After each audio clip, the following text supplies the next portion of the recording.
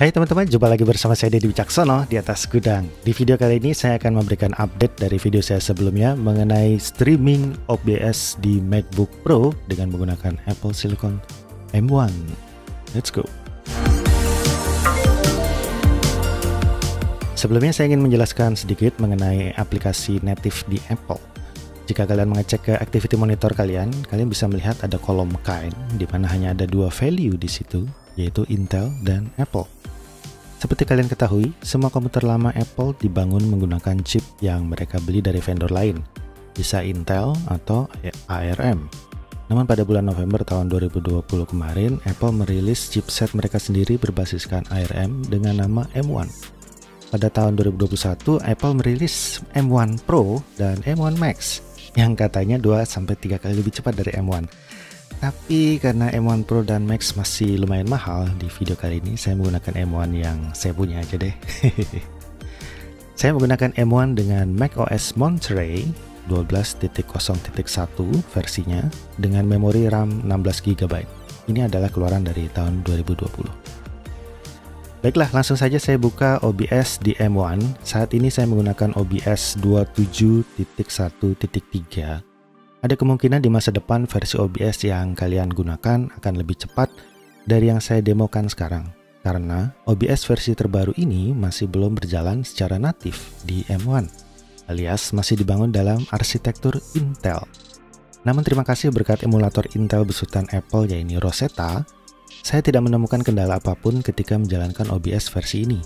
Bahkan sepertinya malah lebih cepat dari biasanya. Aneh ya? Luar biasa. Sebagai gambaran, sebelumnya saya menggunakan laptop kantor yang kebetulan juga MacBook Pro dengan prosesor Intel dan RAM sebesar 32 GB. Namun performa OBS yang dijalankan di M1 justru lebih cepat daripada di laptop Intel tersebut.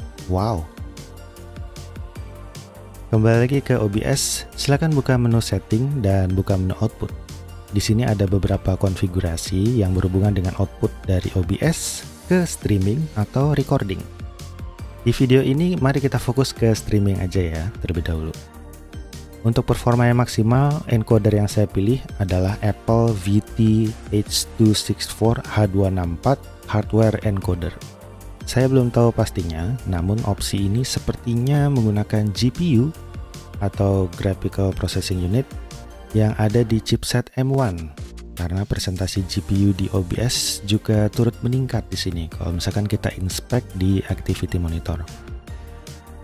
Kemudian selanjutnya kalian bisa meningkatkan bitrate kalian ke 9000 kbps di sini.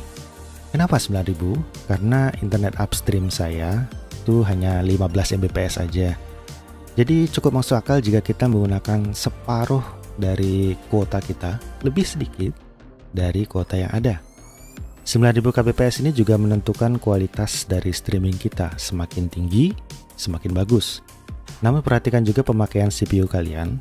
Jika pemakaian CPU kalian menembus 50%, ada baiknya kalian turunkan bitrate ini, karena terlalu banyak informasi yang CPU kalian akan proses untuk menuju ke live stream.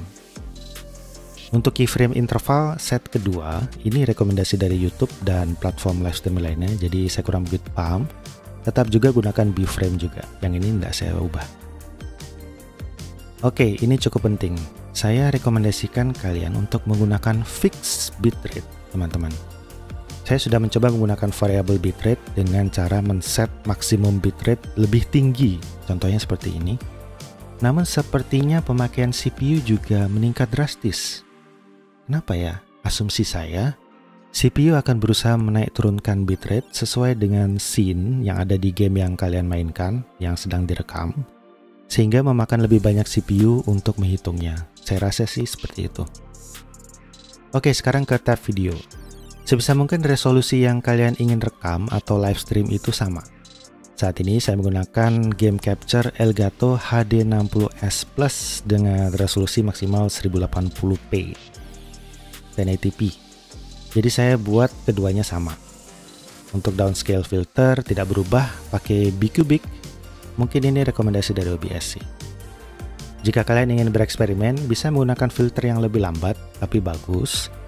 Cuman perhatikan saja pemakaian CPU kalian, jangan sampai lebih dari 50%. Set FPS ke 60 fps. Sayangnya YouTube hanya bisa sampai segitu. Tapi percuma juga sih di set lebih tinggi, capture card-nya juga belum mumpuni, dan gak semua viewer di YouTube koneksinya bagus kan? Baiklah, all is set. Sekarang mari kita lihat hasilnya. Di sini saya menggunakan OBS untuk live streaming sekaligus merekam footage ya, teman-teman. Jadi yang saya lakukan ini justru 2 kali lipat dari yang biasanya. Ini adalah game Bloodborne, game yang cukup jadul namun grafisnya lumayan berat. Seperti kalian lihat, lihat nih, 11-12% CPU aja. Tidak ada warning encoding yang selalu membuat streaming kita macet-macet. Yeay! Sekarang kita ganti ke game yang lebih kencang. Coba Call of Duty Vanguard yang scene pertamanya sepertinya luar biasa berat karena banyak terjadi sesuatu di situ. Oke, ada kenaikan sedikit tapi nggak sampai 15%. Up for saving it. До свидания.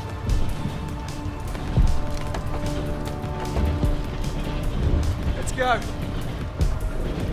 Showtime.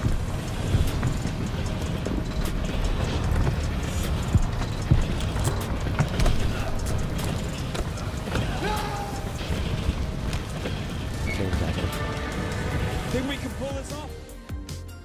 Sekarang kita coba ke Far Cry 6.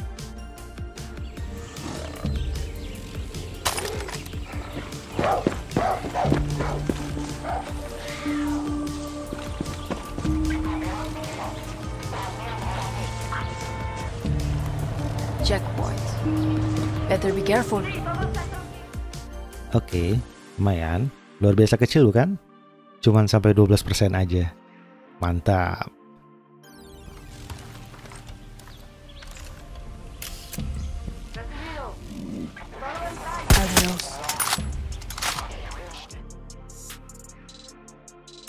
Oke teman-teman, itu saja yang bisa saya sharing di video kali ini. Jika teman-teman punya saran, ada kesalahan, atau konfigurasi yang lebih bagus, silahkan tuliskan di komentar. Jika ada kendala bisa tuliskan juga di komentar juga dengan versi hardware dan software yang kalian gunakan, supaya saya bisa tahu apakah ada perbedaan dengan di video saya. Saya harap video ini bisa membantu kalian untuk menentukan hardware streaming kalian. Itu saja untuk video kali ini. Jangan lupa untuk klik like dan subscribe video saya untuk konten-konten gameplay di PS5 dan Nintendo Switch. Dan jangan lupa juga untuk keep having fun and as always have a good one. Bye bye.